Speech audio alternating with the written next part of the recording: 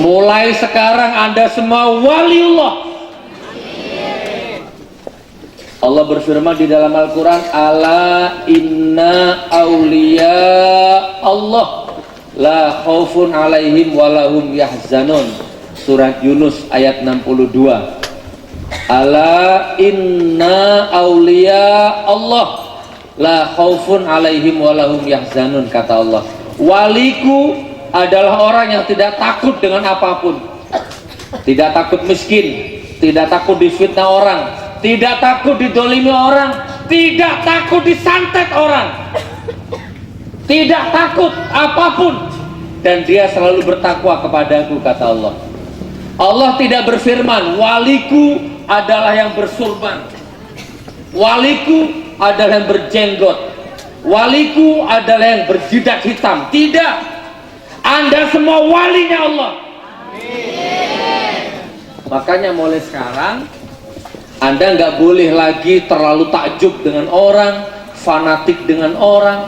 Takjublah dengan Allah, dengan Rasulullah, dan dengan dirimu sendiri. Walaupun di dunia ini memang harus ada dukun, harus ada korban, harus ada penipu, harus ada yang ditipu, harus ada yang sakit, harus ada yang dokter. Nah sekarang Anda jadi dokter semua, Anda jadi khalifah semua. Improvisasi dalam hidup, nggak takut dengan apapun. Kalau Anda punya masalah berat sekali, berat, tutup pintu, masuk kamar, tutup pintu, sudah, duduk di kamar, pejamkan mata. Salatullah salamullah ala Taha Rasulillah. Salatullah salamullah ala Yasin Habibillah. Ya Rasul, suamiku selingkuh. Ya Rasul, aku disakiti orang. Sini ya Rasul, temani aku ya Rasul. Ya Allah, ya Allah, ya Allah. Begitu Pak. Kalau Anda didolimi orang, masuk kamar, tutup pintu, hamparkan sajadah, sholawat. Sebelum ketemu dukun, kiai, dukun sama ustadz beda tipis sekarang. Soalnya sekarang juga banyak dukun yang pakai sorban. Nah, beda tipis. Jadi Anda kalau sakit ya curhat ke ustadz. Ustadz, suamiku selingkuh.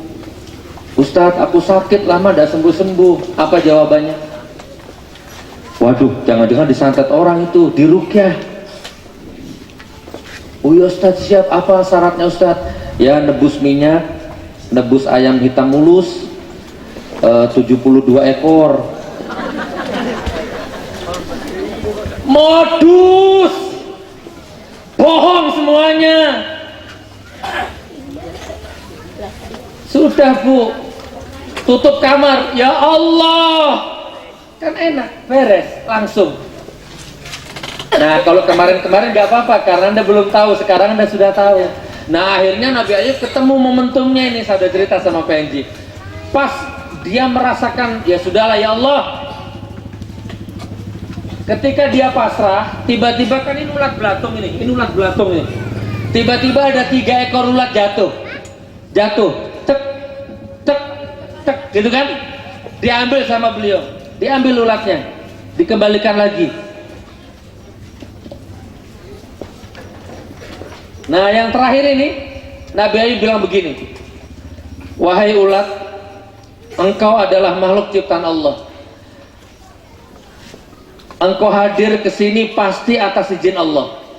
Kalau memang kehadiranmu ada surganya Allah, ada perjumpaanku dengan Rasulullah, maka jangan kemana-mana, di sini saja, di sini. Ayo, di sini saja. Ya Allah, kalau di balik busuknya tubuhku ini ada surgamu, ada ridhomu ya Allah. Biarlah akan aku jaga kebusukan ini supaya semakin membusuk. Jadi busuk sudah tidak lagi bukan sesuatu yang menyakitkan akhirnya. Loh kalau sudah begitu Anda dalam hidup, Apa? Difitnah orang. Kecil. Gak bisa lagi hatimu dilukai. Setan kau. Alhamdulillah aku setan. Baru tahu ya? Engkau malaikat, aku setan. Alhamdulillah. Bingung orang mau nyakiti Anda ini, gak bisa. Hatimu seluas samudra, gak bisa dibelah, gak bisa ditusuk. Orang yang nyakiti hatimu, engkau kirimi pulsa 100. Ting, terima kasih ya. Coba, siapa yang menyakitimu, kirim pulsa besok 100.000.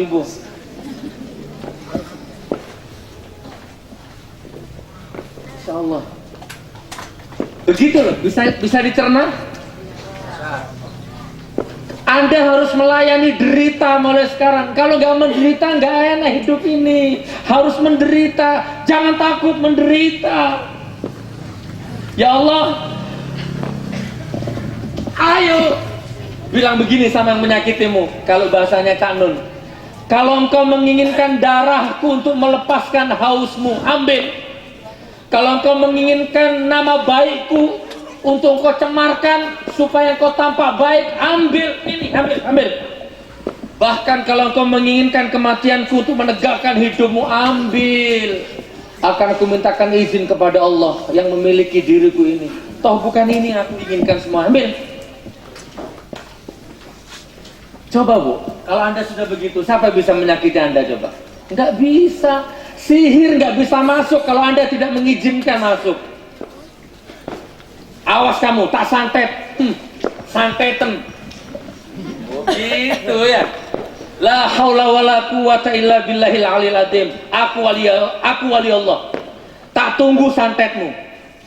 Ya, jadi begitu santetnya datang, silakan masuk. Aku yang masuk ke kamu atau kamu masuk ke aku? Pilih. Santetnya diajak ngobrol begitu. Agak otak kanan sedikit. Anda wali Allah, ilmunya harus improvisasi. Nggak boleh takut dengan apapun. Cukup tidak. Tidak akan ada lagi orang bisa menyakiti dirimu. Karena dirimu sudah tidak bisa disakiti lagi. Karena dirimu sudah menyatu dengan penyakit itu. Anda sudah bersahabat dengan sakit itu. Derita itu Anda sudah masuk. Masya Allah. Ayo, yang sakit-sakit ini sembuh. Saya udah cerita sama Pak Edi. Di Hong Kong itu, di Jawa Barat terjadi, di Jawa Timur terjadi, ada rumah sakit khusus orang-orang lumpuh. Di Banyuwangi ada itu. Ini orang lumpuh didorong kursi roda, ada sekitar 80 pasien. Ada yang 2 tahun, 3 tahun, 4 tahun, 5 tahun lumpuh. Tiap hari minum obat dokter. Begini, nggak bisa jalan. Coba renungkan ini, masuk ke pikirannya ya. Suatu ketika, kan rumah sakitnya ini ada bukit itu di belakangnya itu. Longsor bukitnya itu, menimbulkan suara yang gemuruh. La haula wala quwata illa, semua pasien yang ada di situ lari tunggang langgang. Padahal bertahun-tahun lumpuh dia. Lari ketakutan. Itulah hakikat dirimu. Kalau Anda lumpuh karena pikiranmu mengizinkan lumpuh, jangan izinkan itu. Gitu ya. Wali, ala inna awliya Allah la khaufun alaihim wa lahum yahzanun. Anda nggak boleh takut dengan apapun mulai sekarang. Dalam arti ya takdim, dalam arti bukan sombong. Kok bisa? Pak Haji harus sembuh. Semua orang sini harus mencari ilmu yang lain. Jadi kalau Anda sakit, aduh sakit, ada orang datang bertakziah. Sakit naon atuh? Gitu betul. Ya cuman itu bisanya. Sakit apa? Aduh, enggak tahu, kata dokter liver. Tapi diagnosa nggak ada apa-apa. Kata kiai santet, kata dokter liver, yang mana yang benar, kan gitu. Nah, orang ini bilang begini, coba kamu datang ke Sukabumi itu. Di sana ada kiai hebat. banyak pasiennya sembuh, datang ke sana. Kalau Anda waliullah, begitu dapat informasi seperti ini, oh mana alamatnya? Diminta alamatnya, dicatat. Setelah itu Anda masuk ke kamar mandi, Anda ambil wudhu, Anda hamparkan sajadah, Anda sholat istihara 2 rakaat.